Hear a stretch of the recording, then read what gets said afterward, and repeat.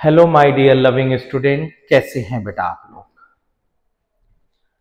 आज मैं लेकर आ गया संडे स्पेशल क्वेश्चन। और बेटा हम लोग का टॉपिक चल रहा है नर्स्ट इक्वेशन इलेक्ट्रोकेमिस्ट्री से।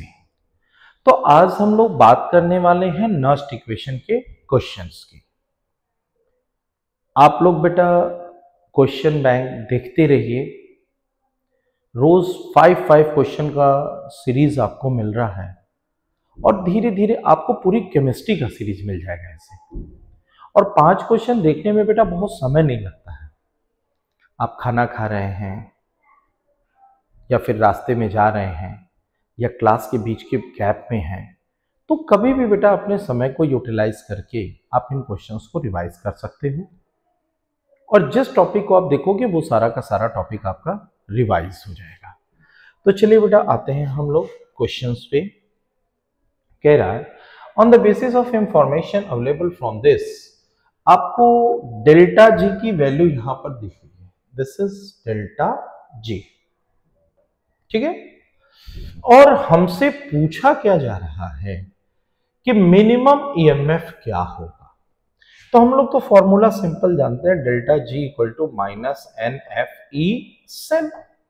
भैया डेल्टा जी जो है -827 इंटू 10⁻³ हो गया, ठीक है। -827 10⁻³ हो गया। यहां पे इसकी वैल्यू 96500 हो गई। ई सेल हमको फाइंड करना। सवाल में हमारे फंसेगा एन की वैल्यू। इस क्वेश्चन में हम जल्दीबाजी में जो गलती करते हैं वो एन की वैल्यू में गलती करते हैं और यहाँ पे एन की वैल्यू हम क्या लेंगे। तो पहले आप ध्यान से देखिए, तो एल्युमिनियम का यहाँ पर 0 है और यहाँ पर एल्युमिनियम का निकालेंगे तो आएगा +3। तो बेटा एक एटम के कारण जो चेंज हो रहा है 3 का हो रहा है, तो 4/3 के कारण कितना होगा, तो हमें मिल जाएगा 4। तो बेटा यहाँ पर n की वैल्यू हमको मिल गई है 4। अब पूरा पुट करने के बाद जब E0 सेल आप कैलकुलेट करके निकालेंगे तो ये आ जाएगा 2.17। ये वैल्यू मिल गई बेटा हमें 2.17। If delta G for the cell AgCl, same यही क्वेश्चन है बेटा। Delta G minus N F E cell पे बेस्ड है। ये E0, तो ये भी E0 हो गया और ये वैल्यू हमें दी है -21.20 इंटू 10⁻³। यहाँ पर आप देखिए कितने इलेक्ट्रॉन का ट्रांसफर हुआ, एक। तो n की वैल्यू 1 हो गई, 96500 हो गया। यहाँ से E0 सेल कैलकुलेट करेंगे और कैलकुलेट करने पे आंसर आ जाएगा 0.20।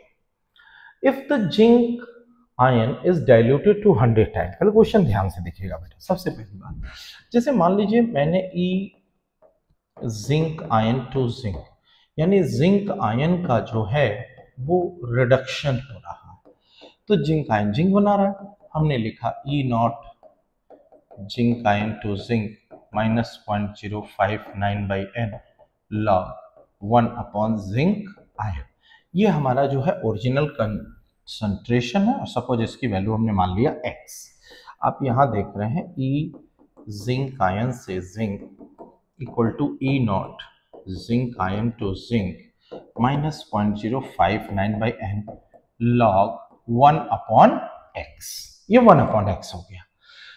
हम कह रहे हैं solution is diluted to 100 time. अगर उसे 100 टाइम हम डाइल्यूट करेंगे तो उसका कंसंट्रेशन जो है वो 100 टाइम घट जाएगा। यानी अगर ये हमारा पहला इक्वेशन है और दूसरा हम लिखना चाहते हैं E zinc ion to zinc E0 zinc ion to zinc -0.059/n log x/100। अब यहां से आप सोचिएगा, अगर इसकी वैल्यू जो है वो घट रही है तो कंबाइन रूप में इसकी वैल्यू क्या कर रही है, बढ़ रही है। और ये वैल्यू बढ़ेगा तो ये वैल्यू हमारा क्या करेगा, घटेगा। यानी ये एक बात तो क्लियर हो गया कि ये वाली जो वैल्यू है, सपोज इक्वेशन 1 है और इक्वेशन 2 है, तो इक्वेशन 1 की वैल्यू हमेशा इक्वेशन 2 से क्या है, ज्यादा। यानी डाइल्यूट करने पर ये डिक्रीज तो नहीं होगा, अब ये इंक्रीज ही होगा। ये इंक्रीज ही होगा। और कितना इंक्रीज होगा, ठीक है ना, इंक्रीज ऑफ, तो आप इस पहले वाले में से दूसरे को क्या करिए, सब्सट्रैक्ट कर दीजिए। और जब आप सब्सट्रैक्ट करोगे, ठीक है ना, इक्वेशन 1 माइनस इक्वेशन 2 कर रहा हूं मैं, इक्वेशन 2, तो यहां पे आया E naught zinc ion to zinc 0.059/n log, यहाँ पे 1/x, ठीक, ये पहला रहा। दूसरा E naught zinc ion to zinc minus 0.059/n log 100 upon क्या हुआ, x। हम कह रहे हैं इसको पूरा ओपन करिए, तो ये हो जाएगा E naught zinc ion to zinc minus 0.059/n log 1 upon x minus E naught zinc ion to zinc, और ये हो जाएगा plus 0.059/n log 100 upon x। ये वैल्यू हमारी क्या हो गई, कैंसिल।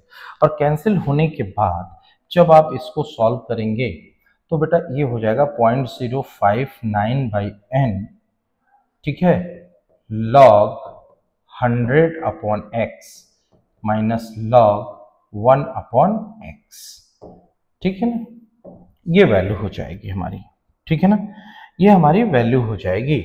हमने उसको कंसंट्रेशन मान के चले हैं जो भी। अब यहां से n की वैल्यू हम यहां पर 2 रख देंगे, ठीक है, n की वैल्यू क्या करेंगे, 2 रख देंगे। और यहां पर इसको रखने के बाद बेटा जब आप इसका चेंज, ये पूरा आगे कैलकुलेट करेंगे, log 100 माइनस log x, फिर log 1 माइनस log x, ठीक है ना, log x आपका कैंसिल हो जाएगा, ठीक है, सॉल्व कर सकते हैं बेटा। इसी जैसे इसको क्या लिख सकते हो, log 100 माइनस log x, फिर यहाँ पे minus log plus log x, log x cancel, और log 100 की वैल्यू क्या बचेगी आपकी 2। अब 2 से इसको क्या करेगा, मल्टीप्लाई कर दीजिएगा, ठीक है ना, 2 से मल्टीप्लाई नहीं करना, 2 और 2 यहाँ पर क्या हो जाएगा, कैंसिल हो जाएगा। अरे सॉल्व कर लेना, यहाँ पे देखो इसको पूरा सॉल्व करोगे तो इतना पूरा सॉल्व करने के बाद आपके पास 2 बच रहा है, और यहाँ n की वैल्यू 2 रखें, 2 कैंसिल हो गया, 0.059 वोल्ट या मिली वोल्ट, आंसर आ जाएगा इसका 1। चलिए, if hydrogen and dip in 2 solution PS3 and PS6 salt bridge is connected, तो पहले बात हमेशा याद रखिएगा, एक का pH 3 है, इसका मतलब इसका हाइड्रोजन आयन कंसंट्रेशन 10⁻³ है, और दूसरे का pH 6 है, इसका मतलब हाइड्रोजन आयन कंसंट्रेशन 10⁻- क्या है, 6 है। अब यहाँ पर जब आप E सेल लिखेंगे, E सेल बराबर होता है E naught cell minus 0.059/n log concentration of oxidation and concentration of reduction। कोई भी सेल स्पॉन्टेनियस हो, इसके लिए बेटा कैथोड का कंसंट्रेशन हमेशा ज्यादा होना चाहिए, एनोड का कंसंट्रेशन क्या होना चाहिए, कम होना चाहिए। तो ये वाला हमेशा ज्यादा रहेगा 10⁻³ और इसको रखिएगा 10⁻6, और यहाँ पर n की वैल्यू आप 2 रख सकते हैं अगर 2 हाइड्रोजन आयन से ले रहे हैं तो n की वैल्यू यहाँ 2 रखिएगा, और यहाँ पर ये हो जाएगा स्क्वायर, जैसे ऐसे लिखोगे ना, यहाँ पे देखिए H2 change into 2 hydrogen ion plus 2 electron. Suppose ये हो गया आपका ऑक्सीडेशन, ये C1 रख दीजिए, और ये 2 hydrogen ion plus 2 electron change into H2, ये हमारा C2 हो गया। अब दोनों को मिला दोगे तो 2 hydrogen ion plus 2 electron change into 2 hydrogen ion plus H2, ये हुआ C1 और ये हुआ C2, ठीक है ना। तो ये C1 C2 की वैल्यू यहाँ पे रखेंगे और 38 का आंसर आ जाएगा 1। चलिए अगला क्वेश्चन है, इफ Fe + 2 to Fe। देखिए इस तरह के क्वेश्चन मैंने आपको बता रखे हैं। सपोज अगर आपको दिया हुआ है Fe + 2 gains 2 electron change into Fe, और E नॉट सेल की वैल्यू है -0.441, और दूसरा आपको दिया हुआ है Fe + 3 + 1 electron change into Fe + 2, E naught cell की वैल्यू दिया 0.771, ठीक है। और हमसे पूछा जा रहा है Fe + 2 Fe+3 change into 3Fe+2। तो एक काम करते हैं, इसको 2 से मल्टीप्लाई कर देते हैं। ठीक, हम जानते हैं बेटा ये इंटेंसिव प्रॉपर्टी है, यहाँ पर 2 से मल्टीप्लाई नहीं होगा। अब ये रहा इक्वेशन 1, ये रहा इक्वेशन 2 और ये रहा इक्वेशन 3। हम आपसे पूछें कि इक्वेशन 3 कैसे आएगा, तो भाई देखो ये और ये सेम साइड में है और ये अपोजिट साइड में है। इसका मतलब हमको करना पड़ेगा equation 2 minus equation 1, equation 2 minus equation 1 करना पड़ेगा। ठीक है, अब हम लोग जानते हैं ई नॉट सेल जो होता है वो इंटेंसिव प्रॉपर्टी, इसको डायरेक्टली जोड़ा या घटाया नहीं जा सकता है, इसलिए इसके लिए यहाँ पर डेल्टा G1 निकालें। डेल्टा G1 ये -2, ये F और इसकी वैल्यू -0.441 रख दिया। यहाँ पर अगर हम डेल्टा G2 निकालते हैं तो बेटा देखिए यहाँ पर भी 2 इलेक्ट्रॉन का ट्रांसफर -2 इंटू F इंटू 0.771 रख दिया। और यहाँ पर भी अगर आप चेंज देखते हैं तो चेंज बेटा 2 का ही होगा, तो delta G3 is equal to -2 into F into E not cell. अब जैसे आपने निकाला यहाँ पे डेल्टा G3, यहाँ पे डेल्टा G2 और यहाँ पे डेल्टा G1, ये सारी वैल्यू जो है आप पुट कर दीजिएगा। और पुट करने के बाद आप ई नॉट सेल की वैल्यू जब निकालेंगे तो आ जाएगा 1.212। चलिए, copper can not be replace. देखिए कॉपर से जो भी नीचे होता है ना, ठीक है ना, copper can not replace iron from its solution, क्योंकि कॉपर जो है आयरन से नीचे पाया जाता है, तो आयरन जो है कॉपर से स्ट्रॉन्ग है। ठीक है, Fe ऊपर है, कॉपर नीचे है और बाकी ये तीनों के तीनों जो है कॉपर के नीचे आते हैं। तो कॉपर सब इन सभी को उनको सोल्यूशन से हटा सकता है, लेकिन आयरन को कभी भी डिस्प्लेस नहीं कर सकता है। फिर हमने कहा standard EMF of the given cell zinc plus 6 is given the EMF. पहले बात देखिए दोनों का कंसंट्रेशन सेम है। अगर आप इक्वेशन लिखते हैं ई सेल बराबर E not cell 0.059/2 log zinc ion upon copper ion, दोनों का कंसंट्रेशन सेम है, 1 आ गया और log 1 की वैल्यू 0 हो गई, ये पूरी की पूरी वैल्यू 0 हो गई और यहाँ पर ई सेल इक्वल टू आ गया ई नॉट सेल, यानी आंसर 1 है। जो ई नॉट सेल की वैल्यू होगी वही उसकी वैल्यू हो जाएगी। कह रहा है if standard electrode potential for Cu+2 से Cu electrode is this, what is the electrode potential of 0.01 MI। कोई दिक्कत नहीं बेटा, इसको आप ऐसे लिखिए, इसके रिडक्शन पोटेंशियल की बात कर रहा है। ठीक है, आप इसका रिडक्शन पोटेंशियल लिखिए, E copper positive to copper E naught Cu positive to Cu minus 0.059/2 log 1 upon copper ion.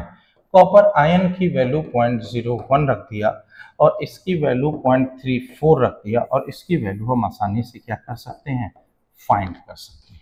ठीक है, अब यहाँ देखिए विच of the following metal can not be evolve hydrogen gas from acid और H2O फ्रॉम इट्स कंपाउंड। हम कहते हैं जो एलिमेंट्स हाइड्रोजन के ऊपर होते हैं वो आसानी से उनके एसिड से हाइड्रोजन को रिप्लेस कर देते हैं, लेकिन यहाँ पर आप देख रहे हैं जैसे हाइड्रोजन से ऊपर, ठीक है ना, लेड भी है, एल्युमिनियम भी, आयरन है, लेकिन मरकरी जो है वो हाइड्रोजन के नीचे आता है, तो ये एसिड से हाइड्रोजन को रिप्लेस नहीं कर सकता है। यहाँ पे आया the standard oxidation potential of zinc and silver. देखिए यहाँ पर इसका ऑक्सीडेशन हो रहा है, इसका भी ऑक्सीडेशन हो रहा है, इसका SOP जो है वो ज्यादा है, इसका मतलब इसका ऑक्सीडेशन होगा, तो इसका क्या होगा बेटा, रिडक्शन, यानी जिंक से बनेगा जिंक आयन और सिल्वर आयन का होने वाला है रिडक्शन, यानी फर्स्ट वन इज करेक्ट। मतलब किसी भी इलेक्ट्रोड पोटेंशियल को देख करके बेटा हम उसके बारे में बता सकते हैं, अगर SOP ज्यादा है तो उसका ऑक्सीडेशन होता है, अगर SRP ज्यादा है तो उसका रिडक्शन होता है। देखिए the equilibrium constant for the reaction, देखिए इसका फॉर्मूला होता है E not cell equal to 0.059/n log Kc। ई नॉट सेल की वैल्यू 0.46 गिवन है, यहाँ पर 2 इलेक्ट्रॉन का ट्रांसफर हो रहा है, Kc की वैल्यू यहाँ से फाइंड करिएगा, फाइंड करने पर ये आंसर आपको आ जाएगा। फिर कह रहा on the basis of following E not cell the stronger oxidising agent. पहले समझिए, ऑक्सीडाइजिंग एजेंट का मतलब होता है कि जिसका क्या हो बेटा, रिडक्शन। जिसका रिडक्शन होता है, खुद का रिडक्शन होता है, वो दूसरे का ऑक्सीडेशन करता है और वो बिहेव करता है ऑक्सीडाइजिंग एजेंट की तरह। पहली बात हम देखते हैं बेटा, यहां पर देखिए तो यहां पर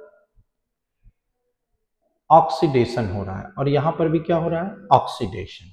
अगर दोनों जगह ऑक्सीडेशन हो रहा है, ठीक है, ध्यान दीजिएगा, दोनों जगह ऑक्सीडेशन हो रहा है और हमें पता है कि इसका SO2 ज्यादा है और इसका SRP ज्यादा है। तो भाई अगर SRP ज्यादा है, अगर SRP ज्यादा है तो ये रिडक्शन करना चाहेगा, यानी कि ये रिडक्शन करना चाहेगा, Fe+3 को Fe+2 में बदलना चाहेगा। और Fe+3 का अगर रिडक्शन हो रहा है तो ये किसकी तरह बिहेव करेगा, ऑक्सीडाइजिंग एजेंट। तो आंसर हो जाएगा बेटा Fe+3, ठीक है ना। ये किसकी तरह बिहेव कर रहा है, ऑक्सीडाइजिंग एजेंट की तरह, ठीक है, Fe+3 हो गया, ठीक है। अगला है स्टैंडर्ड फ्री एनर्जी। यहां पर देखिए बेटा, सबसे पहले आपको एक रिएक्शन लिखना है, क्या दिया हुआ है, पेंटेन।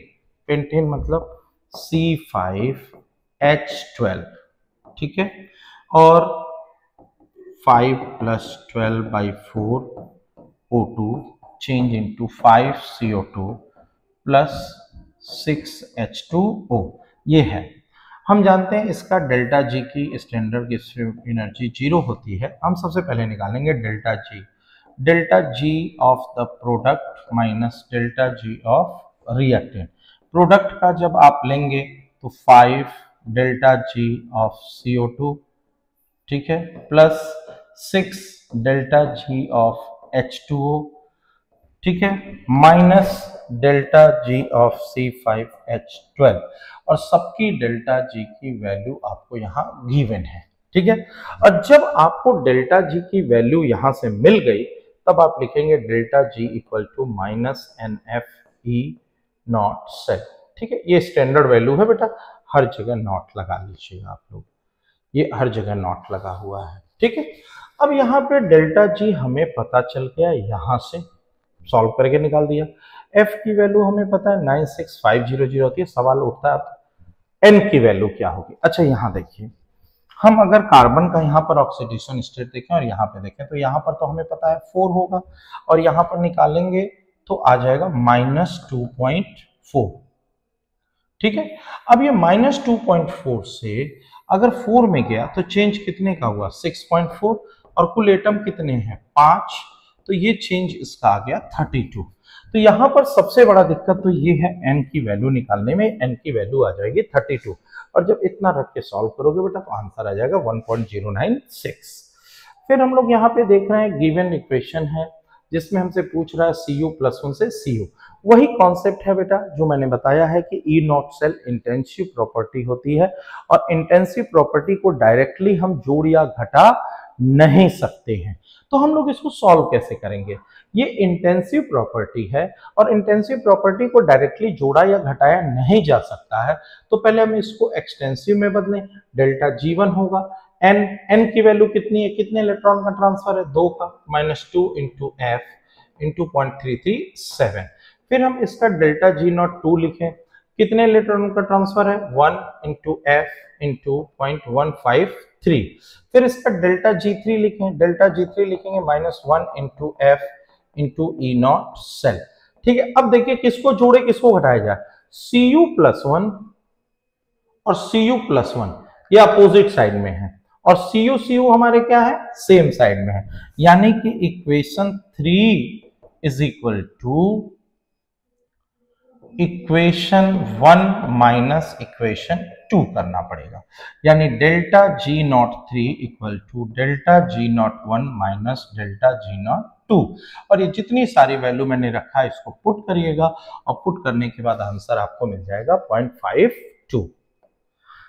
चलिए अगला क्वेश्चन है, for the reduction of silver ion with copper metal the standard electrode potential is given, E not cell is given 0.46। हमसे पूछ रहा है डेल्टा जी नॉट क्या होगा, delta G naught minus N F E not cell होगा। E not cell की value 0.46 दी हुई है, आप गलती एन की वैल्यू निकालने में करेंगे। क्यों करेंगे और कैसे करेंगे ये देखिए, सी यू जो है वो सी यू आयन प्लस 2 इलेक्ट्रॉन, आप जल्दीबाजी में silver ion plus electron change into silver कर दिए तो गलत हो जाएगा। इसको कितने से मल्टीप्लाई करिए, 2 से। 2 से मल्टीप्लाई करने के बाद आप दोनों को जोड़ दीजिए, 2 silver ion plus 2 electron change into 2 Ag plus Cu plus 2 electron. ठीक है, अब यहां पर देखिए बेटा, तो कितने इलेक्ट्रॉन का ट्रांसफर हुआ, 2 का। अब यहां पे रखिएगा, रख के सॉल्व करिएगा, आंसर फर्स्ट आपका आ जाएगा। ठीक है, सेम वही क्वेश्चन है जो अभी आपने लगाया है। यहां पर देख लीजिए, यहां पर हमें डेल्टा G1 की वैल्यू -1 F 0.15 हो जाएगा, डेल्टा G02 की वैल्यू -1 F 0.50 हो जाएगा। और हमसे पूछा जा रहा है Cu plus 2 against 2 electron Cu की वैल्यू, तो delta G3 equal to -2 into F into E not cell हो जाएगा। अब ये रहा इक्वेशन 1, ये रहा 2 और ये रहा 3। हमें इक्वेशन 3 निकालना है। तो इक्वेशन 3 बराबर क्या होगा, इक्वेशन 3 बराबर होता है, पहले देखिए Cu प्लस 2 सेम साइड है, Cu और Cu भी सेम साइड है, यानी कि इक्वेशन 1 प्लस इक्वेशन 2, और यानी कि delta G03 equal to delta G01 plus delta G02।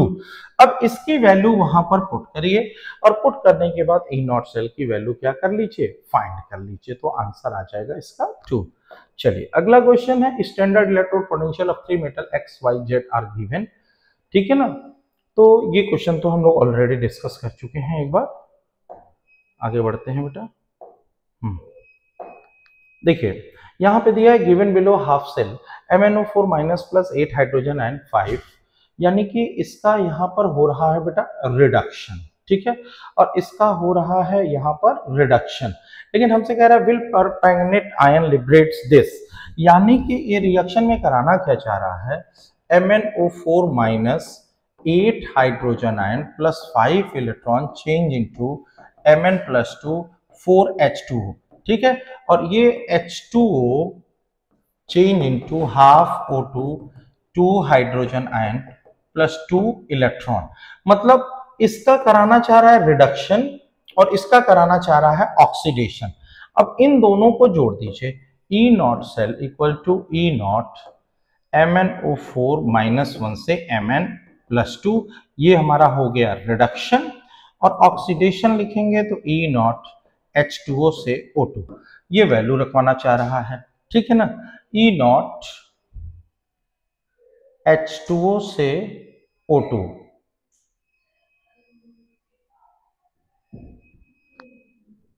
ठीक है, सॉरी इसका ऑक्सीडेशन, इसका हमको क्या कराना है, ऑक्सीडेशन। ये तो रिडक्शन ही रहा, सॉरी यहां देखिए ये -2 ये 0 है। ठीक है ना, तो इसका हमको क्या कराना, इसका रिडक्शन, तो इसका कराना होगा ऑक्सीडेशन, और ये हो रहा है हमारा ऑक्सीडेशन। चलिए तो यहां पर क्या है, ठीक है, यहाँ पे हम क्या करेंगे, इसका हमको कराना है बेटा, यहाँ देखिए ये किसकी वैल्यू दी हुआ है, ये रिडक्शन की वैल्यू दी, और हमको कराना है इसका ऑक्सीडेशन, की हो जाएगा -1.223, और यहाँ पर इसका दिया हुआ ऑक्सीडेशन कराना है रिडक्शन, तो ये वैल्यू हो जाएगी 1.510, और दोनों को जब हम ऐड करेंगे तो ऐड करने के बाद वैल्यू जो है वो पॉजिटिव में आएगी, और वैल्यू पॉजिटिव में आने पर इसका आंसर हो जाएगा 3।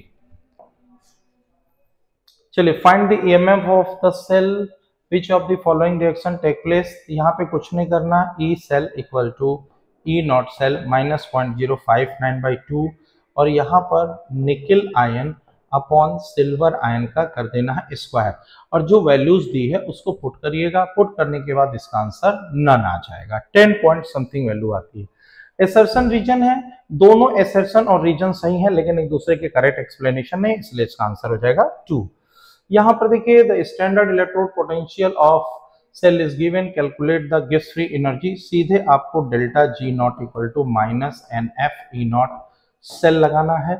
ठीक है, ये ई नॉट सेल दिया हुआ है 0.32, एन की वैल्यू हो जाएगी 96500, एन की वैल्यू निकालेंगे 2 हो जाएगा, डेल्टा जी निकालेंगे वैल्यू 1 आएगी, जूल में आएगी, इसको किलो जूल में बदल दीजिएगा।